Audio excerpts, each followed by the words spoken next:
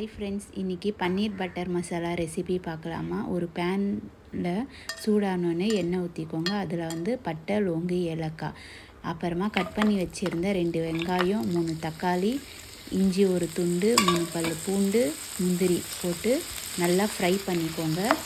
நல்லா வதக்கிட்டு அதுக்கப்புறமா ஆற வச்சு மிக்ஸி ஜாரில் அரைச்சி பேஸ்ட் எடுத்து வச்சுக்கோங்க. ஒரு பேன் வச்சு சூடானோடனே எண்ணெய் போட்டு அந்த பேஸ்ட் எடுத்து அதில் போட்டு அதுக்கப்புறமா காஷ்மீரி சில்லி பவுடர் ஒரு 2 ஸ்பூன் போட்டு நல்லா மிக்ஸ் பண்ணி மூடி வச்சுருங்க. அப்புறமா பாருங்கள், இந்த மாதிரி எண்ணெய் நல்லா பிரிஞ்சு வந்திருக்கு. இந்த டைமில் பன்னீர் போட்டு கட் பண்ணி வச்சுருந்த பன்னீர் போட்டு கொஞ்சம் ஒரு 2 to 3 மினிட்ஸ்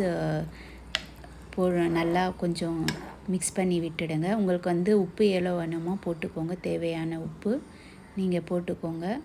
போட்டு நல்லா மிக்ஸ் பண்ணி ஒரு 2 மினிட்ஸ் அதுக்கப்புறமா பட்டர் இருக்குல்ல, அது ஒரு துண்டு பட்டர் போட்டு அதுக்கப்புறமா கஸ்தூரி மேத்தி போட்டிங்கன்னா அப்போ தான் உங்களுக்கு அந்த பர்ஃபெக்டாக பன்னீர் பட்டர் மசாலா ரெசிபி கிடைக்கும்.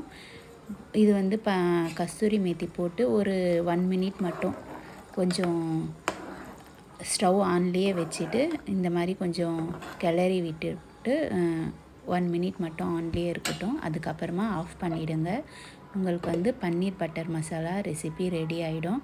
இது சப்பாத்தி, பரோட்டா, இட்லி, தோசை இதுக்கெலாம் செஞ்சு கொடுத்தீங்கன்னா பசங்க ரொம்ப விரும்பி சாப்பிடுவாங்க. டேஸ்ட்டாக இருக்கும்.